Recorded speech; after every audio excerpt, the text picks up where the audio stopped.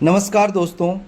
जैसा कि हमने लास्ट वीडियो में जाना था कि आईटीआर क्या है, आज मैं आपको बताऊंगा कि आईटीआर फाइल करनी किसके लिए ज़रूरी है। काफ़ी सारे लोग हमसे ये पूछते हैं कि क्या हमें आईटीआर फाइल करनी चाहिए या नहीं। तो आइए जानते हैं आईटीआर फाइल करनी किसके लिए ज़रूरी है और किसके लिए नहीं। सबसे पहले आईटीआर फाइल करने के लिए हमारा सोर्स ऑफ इनकम हमें पता होना चाहिए कि हमारी जो इनकम आ रही है वो किस सोर्स से आ रही है।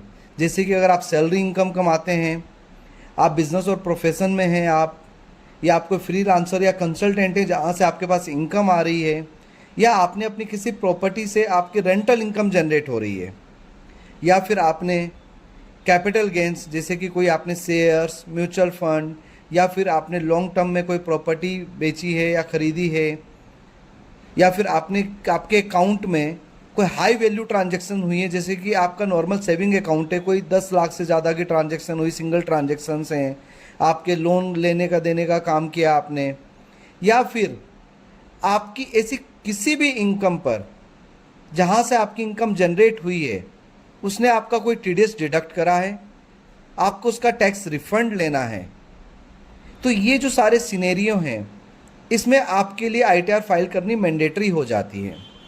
इसके अलावा और भी काफ़ी सारी ऐसे केसेस हैं जहाँ पर आपको लगता है कि ये सारी इनकम हमारी बेसिक लिमिट से क्रॉस नहीं करती हैं, तो भी आपको फाइल करना मैंडेटरी हो जाता है आईटीआर। जैसे कि मैंने बताया था, अगर आपका टीडीएस कटा है, आप बेसिक लिमिट से कम है आपकी इनकम, लेकिन आप उस टीडीएस का रिफंड लेना चाहते हैं, तो आपके लिए आईटीआर फाइल करना मैंडेटरी है।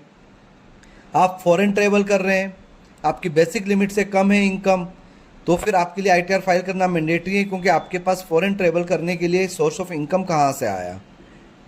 आपका किसी भी, आप जैसे electricity, high value electricity bill pay करते हैं, तो इस तरह की काफ़ी सारी ट्रांजैक्शंस अगर आपके पास हैं तो आपको आईटीआर फाइल करना मैंडेटरी है।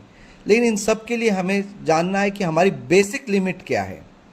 तो आईटीआर की बेसिक लिमिट और टैक्स स्लैब रेट, इन सब के बारे में आपको मैं जानकारी दूंगा अपनी अगली वीडियो में।